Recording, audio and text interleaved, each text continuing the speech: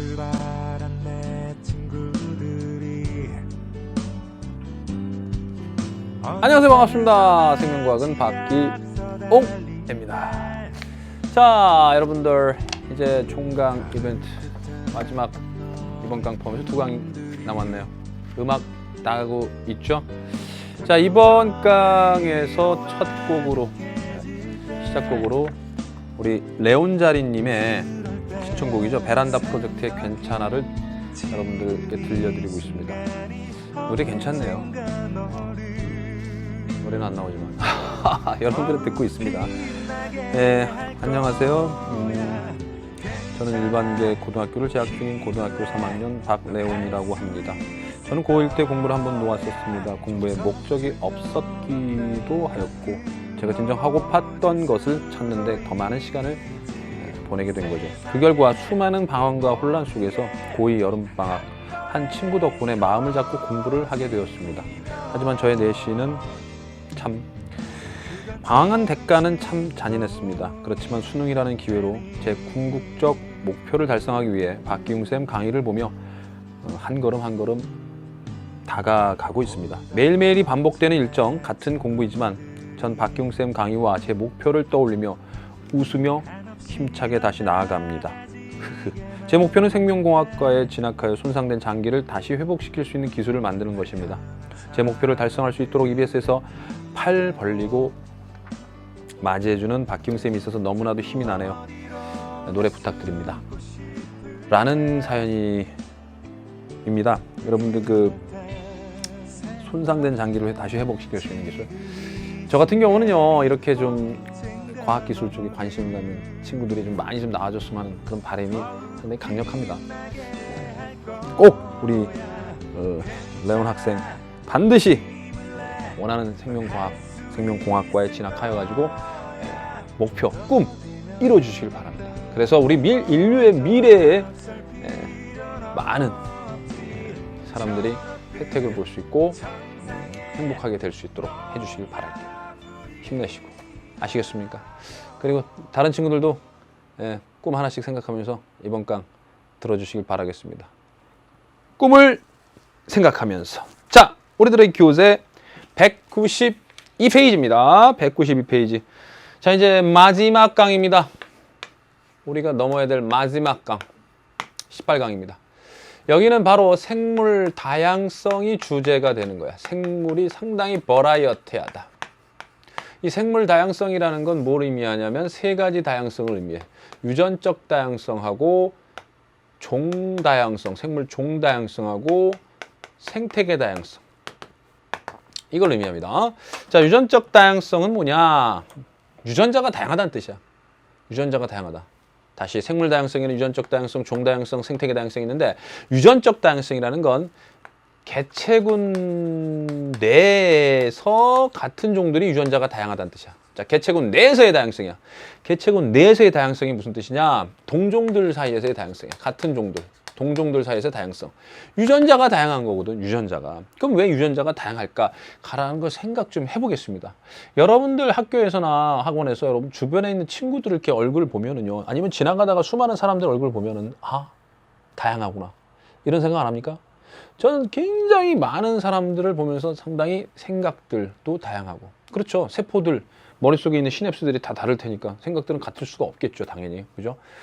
그런 만큼 또 유전자들이 상당히 다양한 거 아니겠습니까? 그죠? 그러니까 유전자 다양하기 때문에 형질들이 다양한데 왜 그렇게 됐을까 생각을 해보면 이런 겁니다. 아, 응애어하고 이제 지구가 태어나가지고 지금까지 오면서 환경이 한 번도 안 바뀐 적이 없어요. 끊임없이 환경은 바뀌게 되는 거 아니겠어요? 그죠?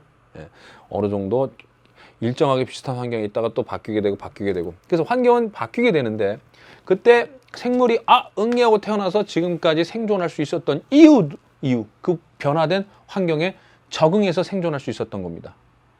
그러니까 유전적 다양성은 결국은 그 종의 생존과도 관련된 문제예요. 생존, 살아남기 위한 거, 적응하기 위한 거예요. 적응해서 생존하기 위한 겁니다. 이해가세요? 그러니까 예를 들어보면요, 여러분들 이 뱃속에요, 장에 대장균이 있습니다. 그죠? 근데 대장균이 원래 항생제를 처리하면 대장균 죽지 않습니까? 그죠? 항생제가 세균 죽이는 약인데 여러분들 어렸을 때부터 지금까지 살면서 한 번도 항생제를 안 먹거나 주사를 안 맞아본 적이 없을 거야. 그죠? 여러분들 뭐 아프면 병원 가서 이제 또 항생제 처방을 받고 해서 항생제를 몸에다 많이 투약을 했는데도 불구하고 이 뱃속에 대장균이 아직도 살아서 이렇게 이렇게 살아있다는 얘기는 그쵸? 그 대장균들조차도 유전자들이 조금씩 달랐다는 얘기예요. 만약에 대장균들이 전부 다 똑같았다, 유전자가 전부 다 똑같았다 그러면 항생제 들어왔을 때 몰살당했을 겁니다. 하지만 그 중에 분명히 항생제 내성이 있는 유전자들이 있는 대장균들이 있었다는 얘기예요. 뭔 말씀인지 아세요? 그러니까 유전적으로 다양하면, 즉 유전자가 다양하면 그쵸? 어떻게 변할지 모르는 환경에 대처해서 살아남는 놈이 있게 된다는 얘기예요. 사람도 마찬가지 아니겠습니까? 너무 획일화된 그런 사람들보다는 좀 더 다양성이 있는 사람들이 있으면 이 사회는 좀 더 역동감 있게 또 발전할 수 있는, 그다음 환경의 변화에도 꿋꿋하게 살아남을 수 있는 그런 게 되는 게 아니겠습니까? 그죠? 그게 유전적 다양성의 개념이에요. 아시겠죠? 자, 그래서 첫 번째 내용, 같은 종이라도 다양한 형질. 그래서 같은 종에서, 동일한 종에서의 다양한 형질이 바로 유전적 다양성이에요. 알겠죠? 유전자가 다르기 때문이라고 그랬습니다. 자, 그러면 4번에다가 있죠? 여러분들 별표 쳐주세요. 5번하고 4번, 5번. 자, 4번에다가 별표 또는 그냥 형광펜으로 칠하셔도 돼. 밑줄 쳐도 되고요. 유전적 다양성이 높은 종은 어때요? 환경이 변하더라도 그쵸? 그 변한 환경 속에서도 적응해서 살아남을 수 있게 되는 겁니다. 알겠죠? 자, 그 종을 살리기 위한 거야. 그 종을 적응시켜서 생존시키기 위한 유전자들의 계속 끊임없는 노력. 그러니까 무성생식 하다가 무성생식 가지고는 유전자가 많이 안 변하니까 유성생식을 하게 되고, 그죠? 유성생식. 그러니까 유성생식에서 이제 감수분열이라는 게 있잖아요. 감수분열 하니까 23쌍의 남자와 여자가 만나서 그 무작위로 둘 중에 하나를 자손에게 준 거 아닙니까? 그러면 또 자손들이 또 다양해지는 거 아니겠어요? 자, 이런 다양성들, 유전적 다양성을 증가시키는 게 무성생식보다는 유성생식에서 감수분열, 그다음에 기타 교차라든가 이런 것들이 있고, 또한 5번에다 별표 쳐주세요. 5번에다 밑줄 쫙 별표. 자, 5번에 유전자 도입이라는 게 있어요. 유전자 변형 있습니다. 유전자 주입. 그러니까 유전자를 인위적으로 이제 개량하는 게 있어요. 그러니까 품종 개량에다 일단 땡그라미 치세요. 품종 개량에다 땡그라미 쳐주시고요. 그 다음에 GMO라는 걸 하나 살짝 써주세요. GMO, Genetic Modified Organism 해가지고 유전자 변형 농산물 또는 유전자 변형 생물인데요. 그러니까 뭐 감자라든가 옥수수라든가 또는 콩이라든가 이런 데다 제초제 내성 유전자를 넣어준다든가 병충해 내성 유전자를 넣어준다든가, 원래는 그런 유전자들이 없었는데 그런 유전자를 넣어줌으로써 유전적 다양성이 증가해서 그들은 또 좀 척박한 환경에서 살아남을 수 있는, 그죠? 다른 환경에 살아남을 수 있는 그러한 이제 개체가 되는 거죠. 아시겠어요? 인위적으로도 품종 개량을 통해서 유전적 다양성을 높일 수가 있습니다. 알겠죠? 유전자를 이용해가지고 다른 종을 만드는 건 아니에요. 여러분들 알겠습니까? 다시 유전자를 이용, 유전자를 주입, 유전자를 재조합, 유전자를 변형, 뭐 이런 생물체들은 다른 종이 되는 게 아니라 같은 종에서도 좀 더 독특한 특징, 형질을 갖게 되는 겁니다. 요거 주의해 주시고요. 그러니까 유전적 다양성을 증가시키는 거다 잊지 마시고요. 그 다음에 종다양성이라는 건 뭐냐? 종다양성, 군집 내에서의 다양성이에요. 군집이라는 건 여러 종들이 모여있는 거죠. 그렇죠? 여러 종들이 모여있는 내에서도 얼마나 종이 다양하냐 이건데요. 크게 종수랑 균일도, 균등도, 얘가 영향을 줘요. 자, 종다양성이 크면요, 종수가 많고 균일하게 되면은 먹이 그물이 복잡해지고요. 먹이 그물이 복잡해지면 그쵸, 생태계 평형이 잘 유지가 됩니다. 안정된 생태계가 돼요. 안정된 생태계가 됩니다. 자, 이 말이 무슨 말이냐? 일단 종수가 많아요. 여기 4종, 5종이고 여기는 수십 종이야. 그럼 먹고 먹히는 관계가 이렇게 단순한데 여기는 뭐 복잡해. 그냥 얘도 먹고 얘가 얘를 먹고 얘가 얘를 먹고, 그러다 보니까 여기는 뭐 한 종이 사라져도 한 종이 사라져도 여기는 좀 생태계 평형이 파괴될 위험성이 있는데 여기는 뭐 한 종이 사라져도 한 종, 두 종이 사라져도 예, 크게 영향을 안 받습니다. 아, 먹이 그물이 복잡해지고 또한 그렇죠. 안정된 생태계, 즉 생태계 평형의 파괴가 잘 일어나지 않겠구나라는 게 종수의 영향이죠. 종수야! 종수. 근데 균일도는 또 뭐냐? 균일도가 커야 된다는 얘기는 뭐냐? 예를 들어서 여기 A, B, C, D 5종 있고 여기도 A, B, C, D 5종이 있다고 쳐볼게요. 근데 A가 압도적으로 많아요. A가 압도적으로 많고 B, C, D가 굉장히 적어요. 근데 A는 B를 먹고 B는 C를 먹고 뭐 이런 관계라고 먹이사슬 관계라고 생각해 볼게요. 그러면 이렇게 균일도가 한쪽으로 완전히 치우쳐가지고 너무나 압도적으로 많게 되면 여기서의 먹이사슬 관계는 오래 유지될 수가 없습니다. 맞습니까? 예, 금세 A가 그냥 다 B나 C, 뭐 얘네들 다 먹어버렸다면 끝나는 거 아니야. 그러나 A, B, C, D, E가 비슷한 비율로 있다고 쳐볼게요. A, B, C, D가 비슷한 비율로 있게 되면은 A가 B 먹고 B가 C 먹고 C가 D 먹고 뭐 이런 식으로 되는 과정 속에서 오랜 시간 먹이사슬, 먹이 그물이 유지가 될 수 있다는 얘기예요. 그죠? 그러면서 또 계속 새끼 쳐서 안정된 상태에 유지될 수 있는데 이렇게 되면 금세 평형이 파괴될 수가 있어요. 너무나 차이가 많이 나버리면.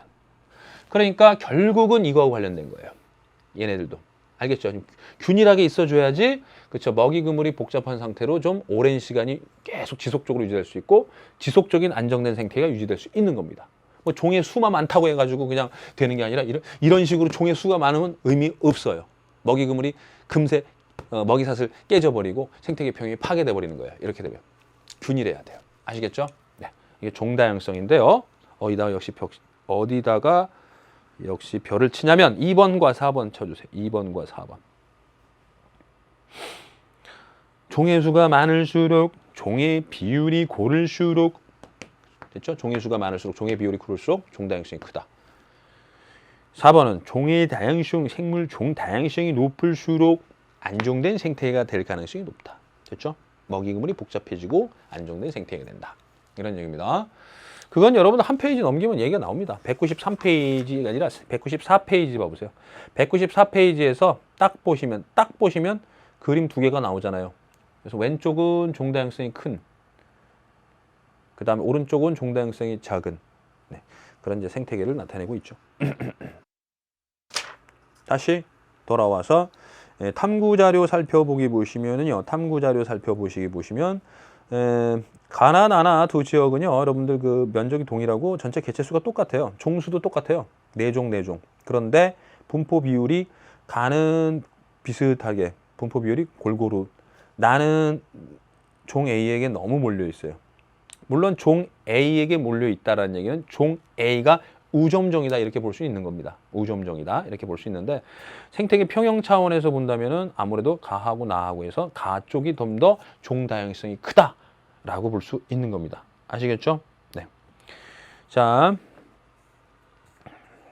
그 다음에 이제 생태계 다양성이 남네요. 생태계의 다양성은요 전 지구 내 지구 우리 지구 뭐 또 다른 표현은 이제 생물권 내 생물들이 살 수 있는 그 권역 그 내에 보시면은 생태계가 다양하다라는 얘기죠. 즉 생태계라는 건 군지 플러스 무기 환경을 의미해. 군지 플러스 무기 환경. 그치. 생태계라는 건 군지 플러스 무기 환경인데 뭐가 다양하다는 얘기냐면 바로 이 무기 환경이 다양하다는 얘기야. 환경이 다양하다는 얘기야. 전 지구적으로 보면은 굉장히 환경이 다양한 쪽이 많잖아요. 예를 들어서 비가 안 내리고 너무 더워. 건조해. 사막. 나왔잖아, 사막. 1번에다가 별표 치고 밑줄 쫙. 1번에다 별표 치고 밑줄 쫙. 사막 추운 산림수지 산호수 강바다. 산림수지 산호수 강바다. 사막 추운 산림수지 산호수 강바다. 다 함께. 사막 추운 산림수지 산호수 강바다. 다 함께. Everybody! 산호수지 강바다. 사막 추운 산림수지 강바다. 오케이. 강바다. 이름 괜찮군. 산림수지 강바다. 좋습니다. 걔네들이 왜 이렇게 다양한 생태계를 나타내냐. 사막 생태계, 좋은 생태계, 삼림 생태계, 습지 생태계, 다 요 무기 환경이 무기 환경. 알겠어요? 그래서 생태계 다양성이라고 합니다. 이렇게 전 지구를 통틀어서 보니까 여기 생태계, 여긴 생태계, 이건 산림 생태계, 이건 사막 생태계. 다양하다. 좋습니다. 그래서 이 생물과 군집은 생물이잖아요. 무생물과의 관계가 성립이 돼요. 다시요. 이 중에서 유전적 다양성, 종다양성, 생태계 다양성이니 생물 다양성의 중에서 얘네들은 생물과의 관계, 생물체 내에서지만 무생물과의 관계를 포함하고 있는 건 생태계 다양성입니다. 알겠죠? 무기 환경을 포함하고 있는 건 생태계 다양성이에요. 따라서 어디다가 그렇죠? 1번에다가 별표 밑줄 쫙 치셨죠? 그 다음에 2번에다 밑줄 쫙 생물과 무생물 사이의 관계. 생물과 무생물 사이의 관계를 나타낸 다양성이다. 이렇게 보시면 돼요. 알겠습니까? 자, 그래서 그림 나온 거 확인해 주세요. 그림. 193페이지 그림 3개 나오죠? 유전적 다양성, 생물종 다양성, 생태계 다양성 3개 나오죠? 자, 그 다음 내용이 뭐냐면 이 생물 다양성이 위기를 맞이합니다. 위기. 즉 얘네들이 감소한대요. 이 생물 다양성이 감소한답니다. 생태계 이제 평형이 파괴되고 막 이런 거죠. 생물 다양성이 감소한다는 얘기는 유전적 다양성도 감소한다는 얘기고 종 다양성이 감소한다는 얘기, 생태계 다양성이 감소한다는 얘기예요. 다시 역으로 얘기하면요. 이게 감소된다든가 이게 감소되면 바로 생물 다양성이 감소한다는 얘기예요. 개체 수가 줄어들어서 유전적 다양성이 감소하는 것도 생물 다양성이 감소고요. 종수가 줄어가지고 생물 다양성이 감소고요. 그다음에 무기 환경들이 단순해지고 생물 다양성이 감소하는 거예요. 예를 들어서 다양한 무기 환경이었는데 점점 비가 안 내리고 더워지는 사막화돼 가고 있어. 전 지구적으로 사막, 여기도 사막, 저기도 사막. 이렇게 되면 생태계 다양성이 줄어들게 되는 거야. 아, 그러면 생물 다양성이 감소하게 된다. 이렇게 얘기하는 거죠. 그건 너무 최악의 상황인 거죠. 전 지구적으로 사막화가 된다라고 그러면. 또는 뭐 계속 홍수 뭐 이런 거 내려가지고 원래 생물들이 사는 지역이 전부 다 물바다가 된다. 이런 것도 상당히 최악이 되는 겁니다. 그럼 생태계 다양성이 감소하게 되니까요. 그죠? 좋습니다. 일단 여기까지 한 내용들을 살펴보기로 할게요. 193페이지에 기출문제 다시 보기 보겠습니다. 기출문제 다시 보기. 자, 기역과 니은 지역이 있는데 거기다 밑줄 쫙 쳐주세요. 화면빨 좋아. 어디다가 밑줄 쳐야 된다고요? 아, 면적이 서로 같은 밑줄 쳐주세요. 여기가 면적이 같아요. 그러고 나서 이제 기역 보기에서 이제 이걸 묻잖아요. 그럼 뭐야? 면적분의 개체수. 면적분의 개체수가 바로 개체군의 밀도예요. 아, 니은 보기죠, 참. 니은 보기에서. 알겠죠? 그래서 니은은 당연히 맞은 거죠. 면적분의 30. 면적이 같으니까. 종다양성은 당연히 A가 기역 지역에서 종이 수도 많고 여기는 종수가 더 적죠. 그 다음에 분포 비율이 고르니까 기역이 당연히 종다양성이 더 큰 겁니다. 기역 니은은 맞고 디귿은요. 여기 뒤쥐는 유전적 다양성을 얘기하는 겁니다. 유전적 다양성. 자, 여기서 여러분들 그 팁을 하나 드린다면요. 실제로 제가 이제 낸다라고 한다면 면적의 변화를 줄 거야. 예를 들어서 100이었는데 면적이 이제 줄어들게 되는 거야. 면적이 줄어들었어요. 뭐 개발을 한다든가 뭐 이렇게 뭐 산을 밀어버렸다든가 그래가지고 생물들이 살 수 있는 면적이 절반으로 줄어든 거야. 가지역 예를 들어서 나지역은 100에서 20으로 줄어들고 이랬을 때 가지역의 생물종이 자 여기 B종 여기 기역이에요. 여기 니은이고 30에서 15로 줄어들었다. 그 다음에 이종은 30에서 15로 줄어들었다. 뭐 이런 식으로 제가 이제 낸다면요. 이렇게 낼 거야. 제가 낸다면. 자, 이렇게 된다면은 또 얘기가 달라지죠. 뭐냐? 면적이 변했고 개체수도 변한 거야.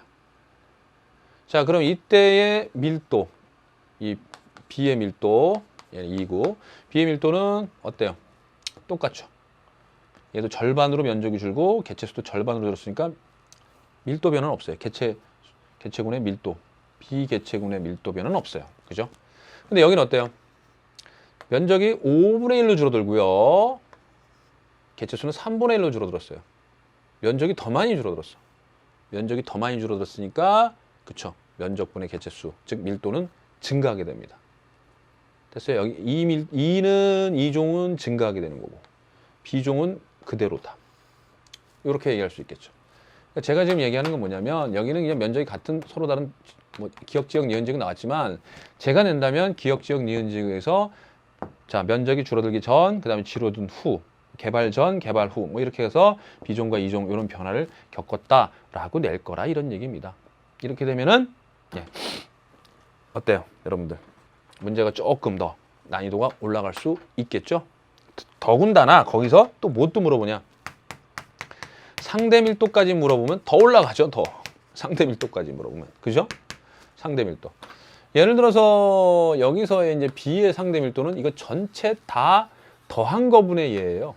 상대 밀도는 그 프로테이지예요. 알죠? 이 다 더한 것 분의 30 곱하기 100이고, 자, 얘는 상대 밀도가 이거 다 더한 것 분의 얘가 되는 거예요. 딱 보시면 알겠지만은 이 더한 값이 좀 더 많죠. 그죠? 이 더한 것이 더 많으니까 당연히 예, 이거 분의 이거 하고 이거 분의 이거는 같을 수가 없죠. 그죠? 그래서 상대 밀도를 묻느냐 또는 그냥 밀도를 묻느냐, 요거 조심해 주셔야 돼. 상당히 예민하게 풀어 주셔야 되고, 또 면적이 변할 때는 어떻게 되느냐, 이것까지 좀 유념해 두시길 바랍니다.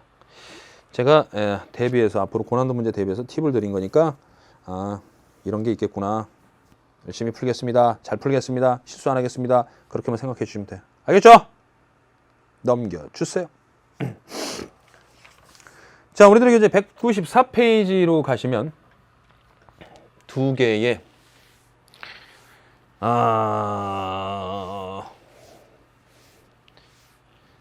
이 두 개의 생태계가 지금 딱 나와주는데, 이 생물 군집이 지금 이쪽은 상당히 종다양성이 크네요. 종다양성이 큰 경우 먹이 사슬이 복잡해지고 생태계 평형이 잘 유지되겠네. 여기서 하나만 딱 빼도 무너지지 않습니다. 하지만 요거는 종다양성이 여기보다 훨씬 적죠. 그래서 이거 하나만 딱 빼도 뒤지가 여기 뒤지가 그런 상소란 말씀 안 되죠. 뒤지가 죽으면 사라지면 오케이 이렇게 해야 되겠죠. 아니 뒤지니까 뒤지라고 자꾸 이 나오게 돼. 왜 이름이 뒤지야? 자, 이렇게 사라지면은 당연히 그쵸. 예, 수리 이게 수리 부엉이야? 저의 유치한 드립이야. 수리 부엉이야? 수리 부엉이. 자, 수리 부엉이가 요 경우는 이제 뒤지가 사라지면 이제 타격을 입습니다만, 여기 같은 경우는 뒤지가 없어도 별로 영향을 크게 안 받겠죠. 조금 받긴 받지만 크게 안 받죠. 자, 이렇게 두 개의 딱 경우를 비교해 보신다면 어느 쪽이 좀 더 생태계 평형이 잘 유지되겠구나라는 걸 알 수가 있습니다. 종다양성이 크면 다양하게 먹을 수 있네요. 우리 수리 부엉이야, 얘는 종다양성이 적으니까 다양하게 먹을 것도 없어. 부엉이 입장에서는 선택해봤자 풀하고 메뚜기하고 뒤진데 메뚜기 먹겠니? 아유, 자존심 있지. 안 먹어. 풀 먹겠니? 아, 지금 무슨 소리야? 술 먹어. 아니, 수리 부엉이가 무슨 풀을 먹어? 좋습니다. 근데 여기 먹을 게 많죠. 와, 참새도 먹고 생쥐도 먹고. 자, 여러분들 그 표이 나옵니다. 표 이거 별표 쳐주세요. 표를 별표 쳐주시고, 여기서는 말풍선 있잖아요. 학생들 나와가지고 막 토커티브 하잖아. 말 많은 그거 대비해야 돼요. 알겠어요? 인간 친화적인 문제, 그거 대비하기 위해서 직접 이용하고 간접 이용을 꼭 구분해서 암기를 해두시길 바랍니다. 여러분들 그 지금 학원 아니면 집 뭐 이런 데서 수업을 들으실 거예요. 그죠? 물론 이제 설마 길거리에서 듣는 친구 있을까? 어쨌든 그 주변을 돌아보면요, 지우개가 있을 겁니다. 그 지우개가 생물자원의 직접적 이용일까요? 간접적 이용일까요? 그러니까 주변부터 돌아보세요. 이게 직접적 이용일까? 간접적 이용일까? 주변부터 돌아보시라고, 이렇게 주변부터. 오케이? 지우개 같은 경우는 여기 속하잖아요. 고무. 그죠? 예, 타이어. 오케이? 자동차 타이어. 이거 I am tired. 자, 그래서 그런 것들 고무. 이런 것들은 천연 고무나무에서 이제 추출해서 쓰는 직접적 이용이죠. 직접적 이용. 그러니까 여러분들 쓰고 있는 종이라든가, 종이, 그 다음에 고무, 연필, 나무 있잖아요. 연필. 그 다음에 책상, 책걸상, 뭐 이런 것들이 직접적 이용입니다. 자, 직접적 이용은요, 의식주 기억해 두세요. 의식주. 그 다음에 의약품 3가지는 암기해 주세요. 기본적으로. 교과서에 나온 3가지. 푸른 곰팡이가 페니실린부터 추출한 항생제입니다. 세균 죽이는 약. 그 다음에 텍솔이라는 주먹으로부터 추출한 물질이 있어요. 오케이? 응팔, 바둑, 연상해 주세요. 응팔의 바둑, 텍솔. 오케이. 자, 세포 분열을 억제해 주는 아주 진지한 진지한. 바둑 때 진지하잖아. 오케이. 그런 약. 텍솔.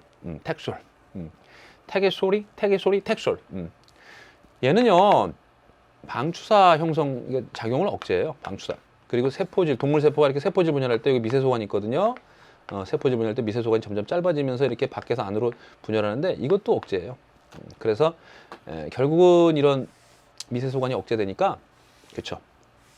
세포 분열이 안 돼요. 세포 분열을 억제하는 거니까 항암제로 쓰이게 되는 거야. 항암제. 그다음에 하나 더. 아스피린. 버드나무 껍질로부터 추출해서 쓰는 진통소염제 또는 해열제. 아스피린도 꼭 기억해 주시길 바랍니다. 이런 게 바로 생물자원의 직접 이용이에요. 예, 가끔 저도 홍삼 같은 걸 좀 먹어요. 예. 홍삼 먹으면 뭐 이렇게 좀 감기 같은 거 잘 안 걸린다고 해가지고 요즘 좀 안 먹어서 그런가?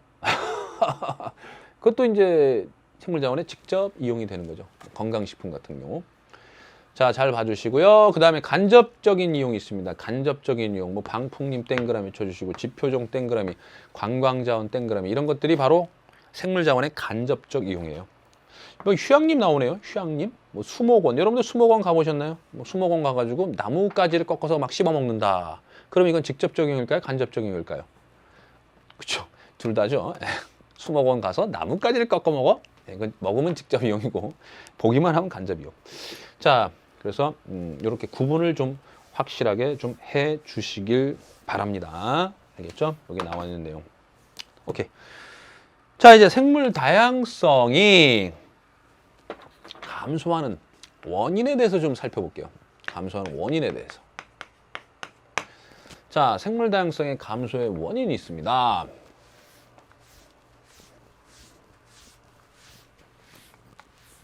첫 번째부터 5가지가 있어요. 1, 2, 3, 4, 5. 자, 5가지마다 밑줄 쫙 도는 땡그라미 치세요. 서식지 단편화가 있어요.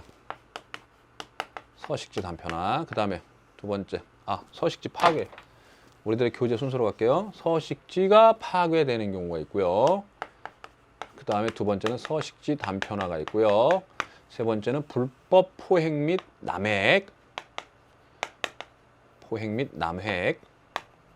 불법 포획 및 남획. 네 번째는요, 기후 변화, 환경 오염, 자연재해, 환경 오염. 네. 그 다음에 5번째는요, 외래종 유입. 자, 이렇게 서식지 파괴, 서식지 단편화, 불법 포획 및 남획, 환경 오염과 기후 변화, 그 다음에 외래종 유입 이런 것들이 있어요. 그러면 서식지 파괴부터 왜 생물종이 감소할까? 당연한 거 아닙니까? 당연한 거 아니에요. 여기 이만큼 이렇게 넓은 곳에 생물들이 사는데 여기를 다 파괴해버린 거야. 여기를 다 없애버린 거야. 여기 다 싹 밀어버렸어. 싹 밀어버려서 뭐예요? 여기다 뭐 세워? 빌딩, 공장, 건물, 무슨 뭐 이렇게 휴양지, 또 뭐 만들어? 학교? 학원? 이런 거 만들지 않습니까? 그죠? 여기 가다 보면은 산이나 뭐 이런 거 많이 깎아가지고 이것저것 많이 짓더라고요. 이게 서식지 파괴입니다. 여기 살던 생물들에게는 얼마나 우울한 일이겠습니까? 그죠? 안타깝죠. 파괴하지 맙시다. 자, 서식지 파괴에 따른 생물종들이 어떻게 되는가? X축은 뭐예요? 보존되는 면적. 처음에 100이었다고 치고요. 그 다음에 살아남은 종이니까 여기 100% 있었다고 칠게요. 자, 이 그래프 나오죠? 그래프 보세요. 여기. 그래프가 이렇게 되나요? 점점 면적이 감소합니다. 서식지의 면적이 감소함에 따라서 면적이 점점 감소함에 따라서 남아있는 종들도 점점 이렇게 일정한 비율로 감소돼. 이렇게 되나요? 아니죠, 여러분들. 이렇게 되면 일정한 비율로 감소하는 거예요. 이만큼 면적이 줄면 이렇게, 이만큼 줄었을 때 이만큼, 이만큼 줄었을 때 이만큼. 됐어요? 이만큼 줄었을 때 이만큼, 이만큼 줄었을 때 이만큼. 뭐 이렇게 해도 되고요. 자, 이렇게 줄어들지 않습니다. 어떻게 줄어드나요? 거기 그래프를 보니까. 그렇죠. 이렇게 줄어들어요. 네? 이렇게 줄어들어요. 맞습니까? 확인해 보세요. 맞죠? 자, 이 얘기는 뭐냐면요. 처음에는 그렇죠. 이만큼 했을 때 이만큼 줄어들고, 이만큼 했을 때 이만큼 줄어들고, 이만큼 면적이 줄어들면 이만큼 줄어들고, 이만큼 줄어들고, 이만큼 줄어들고, 이만큼 줄어들고. 줄어드는 종의 비율이 점점 증가하네요. 그죠? 요건 일정한 비율로 감소하는 겁니다. 감소되는 종의 비율이 일정하다 이렇게 보시면 되는데 얘는 점점 증가. 줄어드는 종의 비율이 증가해요. 이만큼. 그러니까 예를 들어서 자, 여기 50이야. 처음보다 절반으로 줄었어요, 면적이. 처음보다 절반으로 줄었는데 처음 종 100에서 그쵸 90, 10%가 감소한 거야. 10% 감소. 처음에 50은 그렇게 돼. 됐습니까? 얼마 많이 안 줄었지만 그 다음부터는 급격하게 줄어든다는 얘기예요. 그 다음부터는 급격하게 줄어들어. 그 다음부터는 조금씩 줄어들 때마다 팍 줄어든다 이런 얘기. 아시겠죠? 네, 그게 바로 195페이지에 나온 그래프가 되겠습니다. X축이 뭐라고요? 보존된 면적 100을 기준으로 해서 점점 줄어들 때마다 면적이 줄어들 때마다 살아남은 종의 비율입니다. 살아남은 종의 비율. 알겠죠? 그래서 예를 들어서 50% 처음 보존되는 면적의 절반으로 줄어들면 10%의 종이 사라지고 90% 남게 된다 이런 뜻이고요. 자, 처음 면적에 대해서 10%만 남게 되면 절반의 종이 사라지게 되는 거죠. 자, 이런 식으로 그래프를 이해를 해주시길 바라겠습니다. 일정한 비율로 감소하는 거 아닙니다.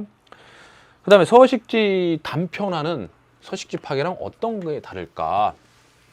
서식지 단편화는 서식지 파괴랑 어떤 게 다를까? 자, 이런 겁니다. 여기 보시면은 이만큼의 이제 서식지가 있었다고 생각해 볼게요. 야생동물의 서식지야. 야생동물의 이제 서식지가 단편화가 되는 거죠. 단편화. 그러니까 여기에 지금 보시면은요, 이렇게 숲이 이제 이렇게 있다고 칠게요.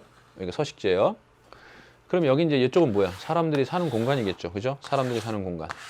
맞아요. 여기 뭐 학교도 있고, 뭐 병원도 있고, 뭐 여러 가지 공장도 있고, 자동차 다니는 길도 있고, 뭐 주차장 뭐 등등 해가지고 여기 사람들이 주택가도 있고, 사람들이 뭐 사는 데 아니겠어요, 그죠? 그럼 여기 이제 생각해 보세요. 여기서 사는 이제 야생 동물들이 막 이리로 내려와가지고, 야, 사람들 어떻게 사는지 좀 보자. 어머, 저 사람들 잘 사네. 어머, 막 이러면서 여기 야생 동물이 밖에 나와 있나? 이렇게 가장자리로?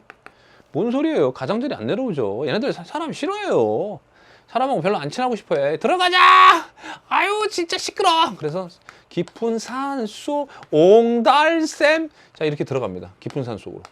우린 또 깊은 산 속으로 또 들어가서 또 그들을 또 찾아가면서 또 보잖아요. 또 그죠? 깊은 산 속 들어가야지 또 다람쥐도 보고 오는데, 어쨌든 이렇게 야생 동물은 깊은 산 속으로 들어가서 이 주변보다는 좀 안쪽으로 들어와서 이제 지내게 되는 거죠.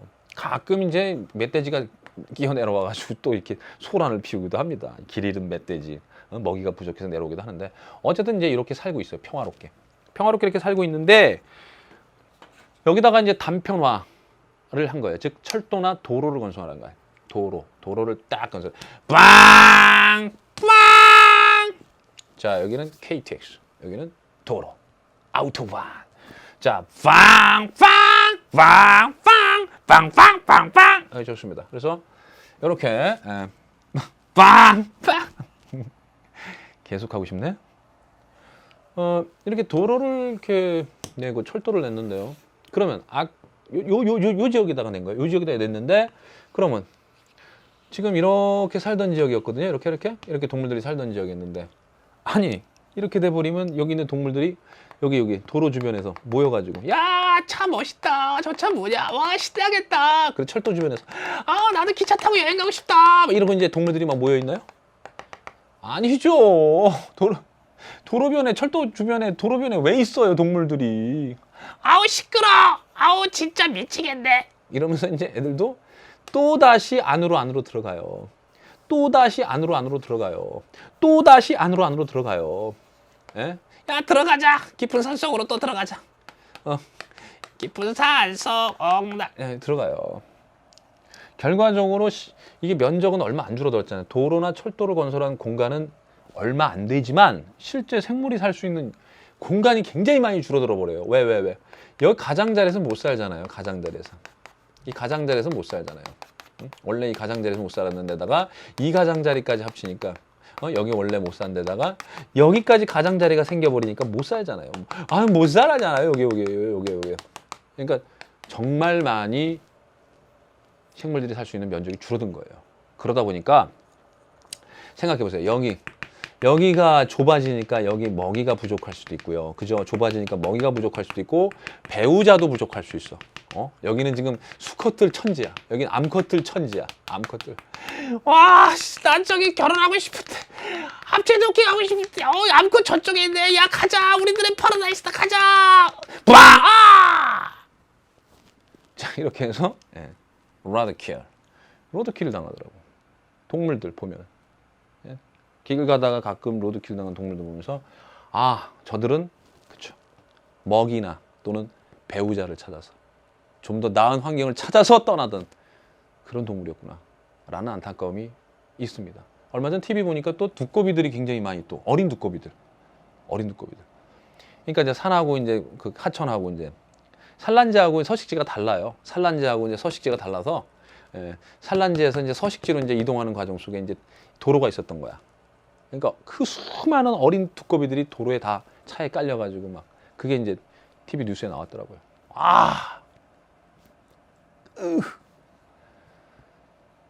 이게 그쵸 단편화됐기 때문입니다. 여기가 지금 고립화됐기 때문에 이쪽하고 연결이 안 되니까 그런 일들이 벌어지게 되는 거예요. 그래서 단편화에 대한 대책은요. 산은 절대 절개하면 안 되죠. 이렇게 산에서 쫙쫙 잘라놓으면 안 되고 터널 뚫어야 되고요. 산은 당연히.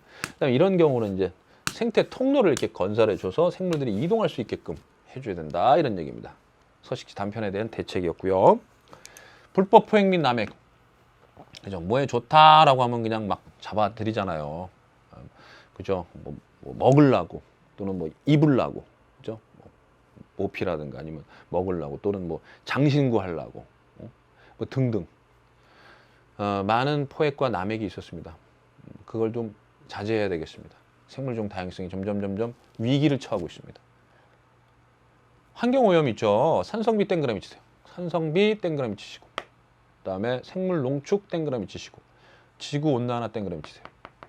이 산성비도 결국 인간의 활동 때문에 내리는 거 아닙니까? 자동차 배기가스라든가 아니면은 뭐 굴뚝에서 나오는 그 화석연료가 이제 연소되면서 나오는 것들 그런 게 이제 뭐 황산, 질산 이런 것들이 산성비 원인이 되는데 실제로 이제 좀 많이 좀 심하죠. 특히 겨울에는 산성눈이라고 해서 정말 심각할 정도라고 하는데요. 그 pH가 낮아지면 일단은 생산자인 식물에게도 영향이 상당히 큽니다. 여러분들이 뭐 산성비 맞으면 머리에 영향을 줘요. 우리도 이제 피부, 이 가죽, 머리 뭐 이런데 영향을 이제 동물도 이제 영향을 받겠지만 식물 입장에서도 좀 큰 영향을 받아요. 생산자가 영향을 받아서 좀 심각해지면 우리한테도 영향이 갑니다, 당연히. 그 다음에 생물 농축은 뭐 상위 영양 단계로 갈수록 그쵸 몸에 축적되는 겁니다. 중금속이나 농약. 그 외에도요 내분비계 교란 물질 등 해가지고 지금 상당히 많은 물질들이 우리 주변에서 지금 우리를 상당히 괴롭히는 그런 상황인 거죠. 그죠? 환경 오염 물질들이 있어요. 결국 인간의 활동, 그 다음에 지구 온난화 같은 경우는 뭐 좀 전에 이제 제가 강의하면서 얘기했지만 CO2 같은 온실가스, 그죠? 온실기체 그런 것들도 인간의 활동으로 인해서 좀 자연이 많이 파괴되고 있다. 생물 다양성이 감소되고 있다. 이런 얘기입니다. 지구 온난화 같은 경우는 이제 녹색 성장, 녹색 기술 뭐 이런 것들을 이제 생각을 해주시면 되겠어요. 다음 페이지에서 이제 배울 거예요. 외래종 유입이 있습니다. 외래종 유입. 외부에서 이제 들어온 외래종이 우리 토착 생태계를 좀 파괴하는 그런 경향성들을 보이죠. 예전에 유명했던 친구가 이제 황씨, 황소개구리 있었어요. 황소개구리 엄청났는데 지금은 쑥 들어가 버렸어. 어디 갔니 황소개구리 요새? 그냥 토착화됐다고 얘기하는데 요즘에 뜨고 있는 뉴스타가 있지. 뉴트리아. 뉴트리아. 역시 이제 뭐 직접 제가 만나보고 그들과 대화 나눠본 적은 없는데 TV에서 이제 많이들 먹어 치우더라고요. 우리 농작물들도 그렇고. 그 다음에 그 가시밭길. 야산이나 아니면 뭐 성묘할 때도 제가 이제 많이 뜯어봤는데 또는 산에 올라갈 때도 그렇고 잎이 넓은데요. 잎이 넓은 그 덩쿨 식물이에요. 덩쿨. 이 덩쿨인데 여기 가시가 막 있는 거야. 엄청나게 덩쿨이 그냥 막 엮여 있어. 여기 이 나무, 이 식물, 이 식물 여기저기 다 그냥 엮어가면서. 그러니까 이제 거기 지나가려면은 또는 이렇게 뭐 이렇게 제초 작업하려면 걔네들 다 긁어내야 되는데 막 여기 피가 나고 긁히고 막 그래. 가시가 있어. 우리 그 토종 식물들 그 빛도 못 받고 말이야. 광합성 못하게 만드는 이 나쁜 가시밥. 이 가시밥길, 이 가시밥. 북미가 원산지라고 하더라고요. 예. 자, 이런 외래종 유입. 블루길 같은 경우는 물고기인 거 아시죠? 블루길, 베스 블루길, 베스 블루길, 베스 블루길, 베스 블루길. 베스가 클립 우럭을 얘기하고요. 자, 이런 것들이 외래종입니다. 우리 생태계 평형을 파괴하고 있다. 자, 그럼 대책은 어떻게 되느냐? 대책 세워야죠. 대책 세우고 이 시간 마무리 짓도록 할게요. 다음 페이지 넘겨주세요. 196페이지. 서식지 파괴하지 말고 서식지 보호하자. 알겠죠? 네. 그리고 거기 밑줄 쫙 치세요. 큰 서식지를 보호하는 것이 좋습니다. 큰 서식지.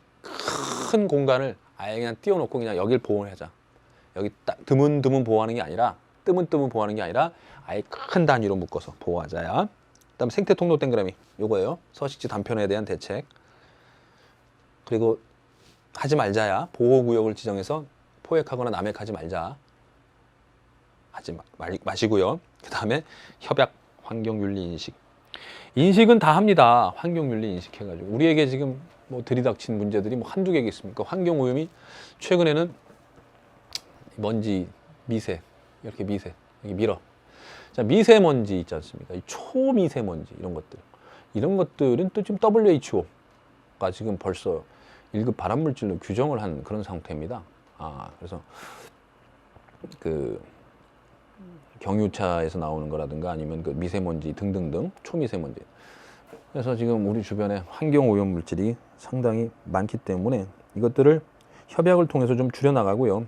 윤리 인식을 통해서 좀 많이 좀 바꿔나가지 않으면 다른 생물도 문제고 우리 인간도 좀 상당히 살기 힘들어지지 않을까 생각이 듭니다. 결국은 이 단원의 4단원의 최종적인 주제는 자연보호입니다. 자연을 보호하자! 환경을 살리자! 이런 취지입니다. 자, 마지막 내용에요. 지속 가능한 발전 땡그라미 쳐주세요. 지속 가능한 발전 단어 찾아가지고 빨리 땡그라미 쳐주세요. 그리고 저탄소 녹색 성장 땡그라미 쳐주세요. 저탄소 녹색 성장 땡그라미 쳐주세요. 지속 가능한 발전이라는 건 뭐냐면요. 환경을 보존해 나가자라는 뜻인데요. 환경만 생각해서 환경만 개발, 환경만 보존하자가 아니라 당연히 경제 발전도 해야 되는 겁니다. 알겠죠? 환경과 경제가 어우러진 발전이어야 돼요. 됐어요? 지속 가능한 발전. 그래서요, 바로 현 세대도 만족하고요. and 다음 세대도 만족해야 돼요. 됐죠? 이런 발전을 얘기해요. 아시겠습니까? 그러니까 우리가 지금 바닷속에 있는 고등어를 다 잡아먹으면 우리는 만족하지만 다음 세대는 만족할 수가 없어요. 거기 읽어보세요. 다음 세대, 미래 세대가 만족할 수 있는 뭐 능력의 손실 없이 뭐 이렇게 복잡하게 어렵게 나와 있지만 결국 그거예요. 다음 세대도 만족하고 우리 세대도 만족하게끔 그런 능력이 계속해서 그런 능력, 환경과 경제적인 능력이 계속해서 이어져 나가는 게 지속 가능한 발전이다. 이런 얘기예요. 거기에 대한 포 이그젬플이 바로 표로 나와 있습니다. 표로 나와 있어. 뭐죠? 그렇죠. 예를 들면 자연형 하천을 복원해서 지금도 좋고 미래도 좋고, 그죠? 생태 도시 건설하면 지금도 좋고 미래도 좋고, 태양광 주택을 건설하면 지금도 좋고 미래도 좋고. 아시겠죠? 이런 것들이 다 지속 가능한 발전을 통한 환경 보호가 됩니다. 알겠죠? 경제적인 개념과 같이 통해서 환경을 보호해 나가자 이런 뜻이고, 저탄소 녹색 성장은 아까도 얘기했습니다만 녹색이란 단어 땡그라미 치시면 CO2를 줄이자요. 이 CO2 점점 지구 온난화가 이루어지고 있는 이 온실가스인 CO2를 좀 줄여 나가자라는 그런 성장이 되겠습니다. 알겠죠? 그래서 녹색 기술, 신재생 에너지를 이용해서 온실기체 발생량 감소다라고 여러분들이 알아두시길 바랍니다. 자, 좋습니다. 이렇게 해서 내용은 다 마쳤습니다. 이제 문제만 풀면 생명과학원의 대단원 생명과학원의 수능특 강의 마치게 되네요. 이번 시간 마지막으로 우리 신청곡 띄워드리면서 저는 시간을 마칠까 합니다. 자, 생잘알 아이디 생잘알이란 친구가 보내온 버즈의 투마로우 신청을 했습니다. 안녕하세요 선생님. 저는 현재 생명과학과를 꿈꾸는 고3입니다. 제가 이 꿈을 가지게 된 이유는 아시죠? 바로 2학년 때 처음 들었던 기용쌤의 생명 내신 특강을 보면서 이 꿈을 가지게 되었습니다. 선생님의 유전 파트와 항상성 수업 때 기용이 오빠와 함께 했던 그 재밌던 수업이 기억나네요. 선생님의 강의 중간중간에 해주시는 인생에 도움이 되는 멘트를 해주실 때 생명뿐 아니라 다른 과목도 잘 봐야 한다고 하셔서 저는 생명과학뿐 아니라 다른 과목도 열심히 했습니다. 비록 모의고사나 내신이나 보잘것없었지만 정말 노력을 했기 때문에 후회는 없었습니다. 그렇게 2학년이 끝나고 겨울 방학 때 골박생 들으면서 정말 웃겼어요. 재밌게 공부하라고 하셨는데 정말 겨울 방학 때 재밌게 공부했어요. 그리고 3월 모의고사 저에게는 참 잊을 수 없는 날입니다. 국어, 수학, 영어 다 잘 보고 화학도 잘 본 상황에서 다 잘 보셨나요?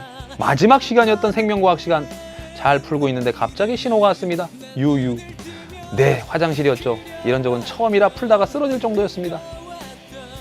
과민성 대장 증후군인가? 자, 하지만 남은 문제는 8문제. 그때 기용쌤이 알려주신 유전 빨리 푸는 법과 기용쌤의 그림 노트를 통한 암기력이 폭발해서 7분 만에 8문제를 풀고 바로 나갔습니다. 와우, 서프라이즈! 전 생물이 30점대라도 나오면 잘 나온 거라고 생각했지만 44점이 나왔습니다. 뜨아! 우와, 정말 너무너무 좋았어요. 남들 학원 다니면서 시간 벌 때 전 골박생과 수특 강의로만 1등급 나왔다는 게 너무너무 자랑스러웠습니다. 선생님, 제가 이런 행복을 느낄 수 있게 해주시고 생명과학과를 꿈꾸게 해주셔서 감사합니다. 저도 역시 제 강의를 통해서 열심히 해주신 분들, 생잘알을 포함한 모든 분들께 감사합니다. 오케이, 수고했습니다. 바이바이.